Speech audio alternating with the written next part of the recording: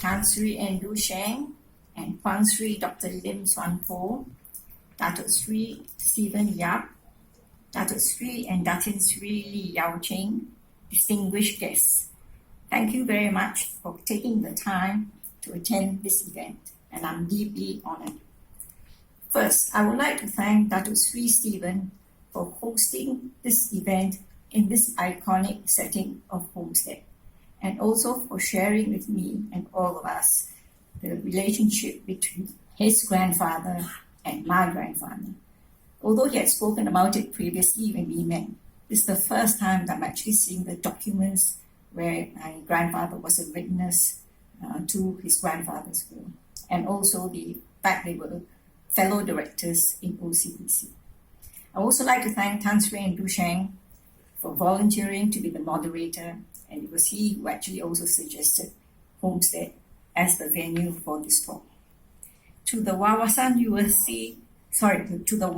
Open University staff, and to Ms. Ang Chui Hong in particular, who worked so hard, so quickly, and so efficiently in organizing this event, I am deeply appreciative, because this is the first event involving all three books on the Tan family ancestral home, where all I had to do was to show up. I'm also deeply indebted to Tan Sri Koon and Dato Sri Lee Yao Ching for persuading me to publish this book on the artifacts of the Tan family home. I was initially very reluctant to do so because I felt there was very little information on how the artifacts were acquired and when they were acquired. However, their persuasiveness resulted in 3 books launched successive each year on 21st May, my father's birthday. And I'm also very thankful to 2 of them because their linguistic capabilities resulted in the publication of a Chinese edition of the first book as well as a bilingual volume. Special thanks are also due to Dato Sri Dr. Lee for his thorough research about the artifacts. Without this diligent research, particularly among the Chinese sources, this book would have been considerably slimmer and significantly less erudite. Lastly, I'd like to record my appreciation to my nephew, Ng Meng Chen, who's here today, who proofread the English text and the captions as well as the Tan family tree. But for his thoroughness and his 2020 vision, there would have been some serious mistakes that I would have made and would have had to apologize for. The Tan family's ancestral home is more than just a collection of bricks and mortar. It provides a visual record of the family's ancestors. It is a showcase of the family's deeply cherished values, in particular the rituals prescribed by Confucius.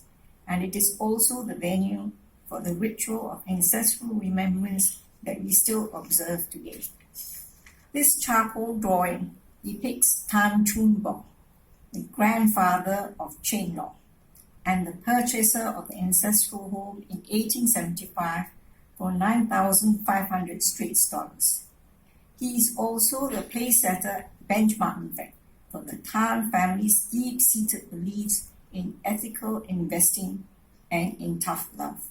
Because when he died, he disinherited all 4 sons, tied up his property in a trust that came to an end only in 84 years later. This is the hall of filial remembrance, and the photo of the lady depicted above the cabinet housing ancestral soul tablets is a portrait of Li Chai Nyo, wife of Tan He Kwan, who was the first ancestor who migrated from Changchu Prefecture to Malacca, sometime in 1771. Ancestral altars in homes along Jalan Tun Tan Siew Sin in Malacca are unique because instead of a portrait of the patriarch, that of the wife of the first ancestor who settled in Malacca hangs above the ancestral altar. Although I interviewed several owners of neighboring houses, none could tell me the reason for this singular departure from the norm. Now, among the artifacts in the ancestral home, the most numerous are the photos. Most of them are in black and white, and they are almost all captioned. This photo was taken on 17th August 1956, and it is a photo of the members of the Yeap Commission who were tasked with drawing up Malaya's constitution. Despite the distance between Malacca and KL, it is significant that the Yeap Commission took the trouble to come to Malacca and to meet with my grandfather as well as members of the Malacca community. Family photographs are another area of interest because they show the family's Malay-cum-European lifestyle. In this photograph, it shows Ching Lok, his young children, and 3 Alsatian dogs.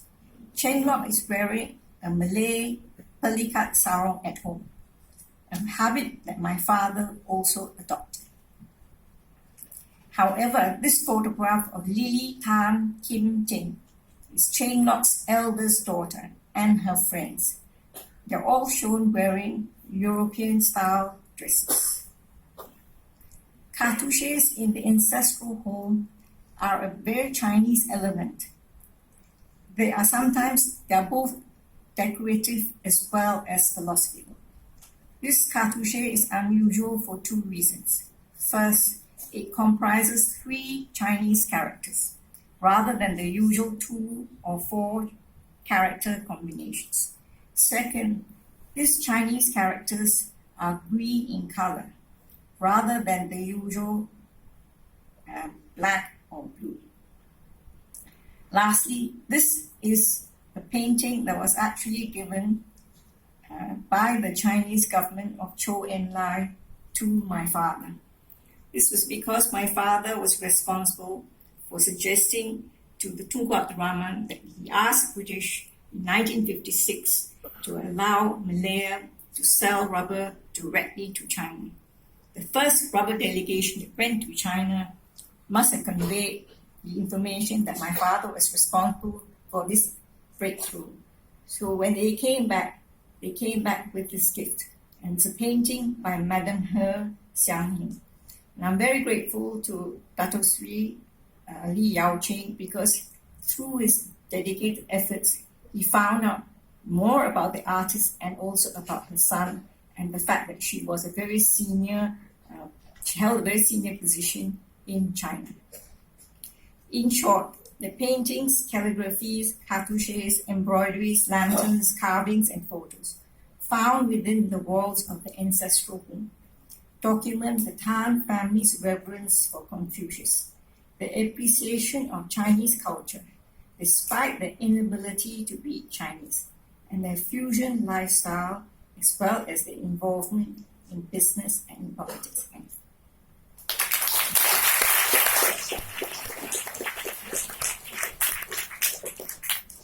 Thank you very much, Siok Choo.